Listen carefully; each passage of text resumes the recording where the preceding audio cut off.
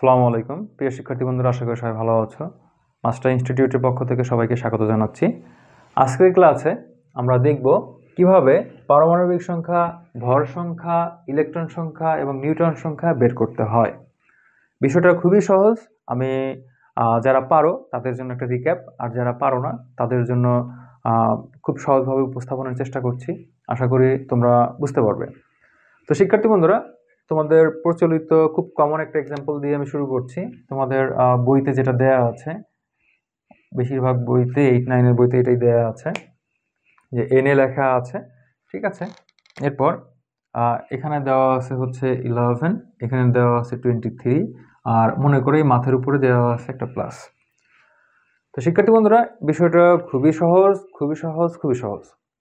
তবে তোমাদেরকে তার আগে ইলেকট্রন, প্রোটন, নিউট্রন সম্পর্কে কিছু বিষয় জানা খুব জরুরি। খেয়াল করো শিক্ষার্থী বন্ধুরা, এটা হচ্ছে কোনো পরমাণুর কেন্দ্রে হচ্ছে প্লাস দেওয়া হয়, কারণ এখানে থাকে হচ্ছে প্রোটন এবং নিউট্রন। যেহেতু প্রোটনের চার্জ পজিটিভ, নিউট্রনের কোনো চার্জ নেই, সেজন্য আমরা এই ভর কেন্দ্রটাকে আমরা প্লাস দিয়ে লিখি, কেন্দ্রকে আর কি। আর এই চারপাশ দিয়ে ঘুরতে থাকে হচ্ছে ইলেকট্রনগুলো। আমি বোঝানোর সুবিধার্থে দুটোই লিখছি।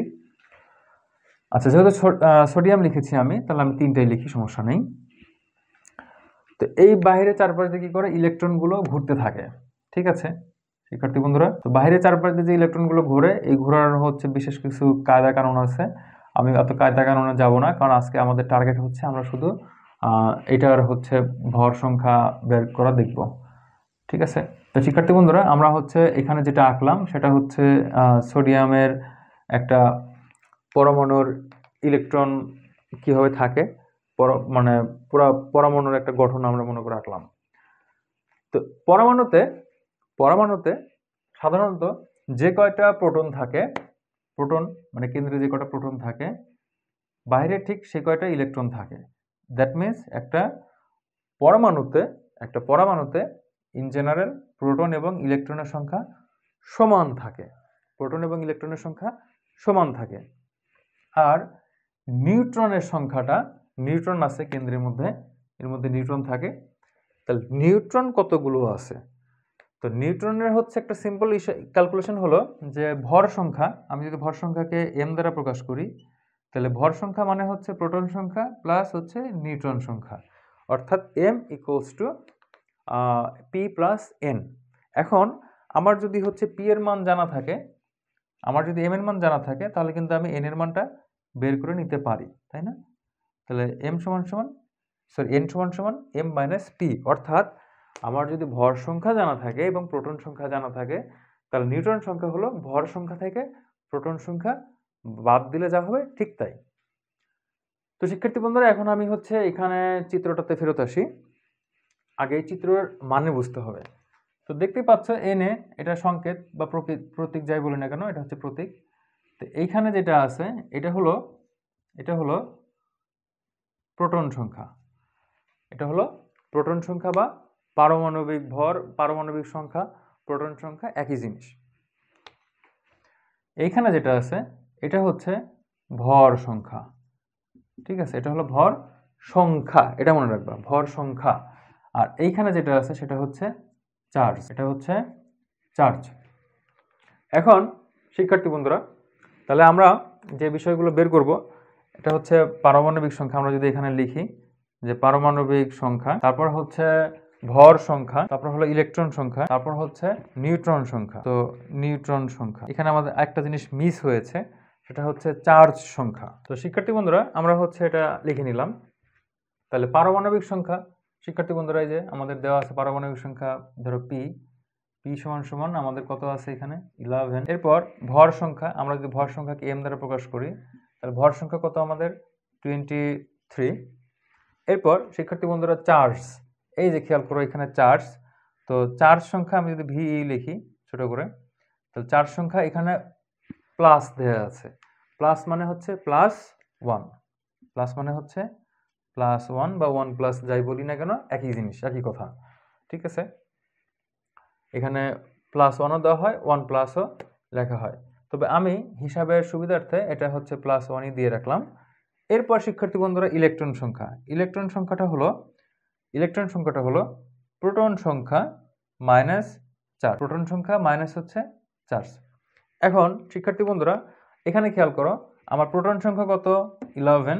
তাহলে আমার প্রোটন সংখ্যা হচ্ছে 11 আর মাইনাস হচ্ছে ভি এর মান দেখো +1, তাহলে +1, দ্যাট মিন্স দেখো এখানে প্লাস মাইনাসে কি হবে? মাইনাস হবে। তাহলে 11 - 1, that means it will be 10। তাহলে আমার হচ্ছে ইলেকট্রন সংখ্যা হচ্ছে নাম্বার অফ ইলেকট্রন 10। এরপর শিক্ষার্থী বন্ধুরা নিউট্রন সংখ্যা। তো নিউট্রন সংখ্যা আমি একটু আগে ওখানে লিখেছিলাম যে m মাইনাস হচ্ছে p। Look at my student. Here m is 23 minus p is 11. So number of neutron will be 12 here. তো শিক্ষার্থী বন্ধুরা দেখো এটা কিন্তু আসলে খুবই সহজ একটা বিষয়। এখানে যদি অন্য একটা পদার্থ আমি দিই, শিক্ষার্থী বন্ধুরা আমি এখানে যেটা লিখলাম সেটা হচ্ছে ক্লোরিন। ক্লোরিনের এখানে হচ্ছে 17, এটা হচ্ছে 35 এখানে। তো শিক্ষার্থী বন্ধুরা আমার হচ্ছে পারমাণবিক সংখ্যা পি দেখো এটা কত? আমার 17। এরপর ভর সংখ্যা, এটা হচ্ছে আমার ভর সংখ্যা, that means it will be 35 here. Charge সংখ্যা কিন্তু এখানে কোনো কিছু নেই, that means it's 0, so 0। Electron সংখ্যা, প্রোটন মাইনাস হচ্ছে চার্জ, প্রোটন সংখ্যা কত আমার এখানে? 17, চার্জ হচ্ছে 0 -0, তো আমরা এটা না লিখলেও পারতাম। So the number of electron will be 17 here. and হচ্ছে প্রোটন সংখ্যা m - p, m হচ্ছে কত? 35 আর এখানে দেখো প্রোটন সংখ্যা কত? 17, so number of neutron will be here 18। তো শিক্ষার্থী বন্ধুরা দেখো এখানে এই বিষয়গুলো কিন্তু খুবই সহজ।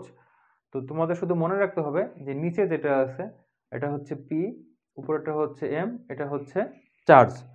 তো আমরা সিম্পল যেটা লিখি বোঝার সুবিধার্থে সেটা হলো এটা হচ্ছে প্রতীক, বা আমরা এ দিতে পারি এখানে, শুধু এ লেখার পর আমরা যেটা লিখি যে এটা হচ্ছে নিচে পি, উপরটা হলো এম, আর এটা হচ্ছে চার্জ ভিই। ঠিক আছে? বা তুমি বাংলা মনে রাখতে পারো যে এটা হলো প্রোটন, এই লিখে এটা হচ্ছে প্রোটন বা পারমাণবিক সংখ্যা, উপরটা হচ্ছে ভর সংখ্যা, আর এটা হলো চার্জ।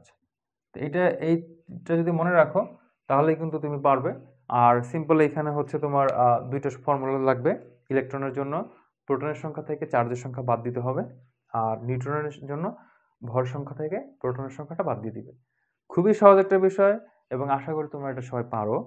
তারপরেও তোমাদের দেখালাম। তারপরে তোমাদের যদি বুঝতে কোথাও কোনো অসুবিধা থাকে, কারো যদি কোনো কমপ্লেক্সিটি থাকে, ask me in the comment section. I will try to give you the answer. So my dear students, see you in the next class. Thank you so much.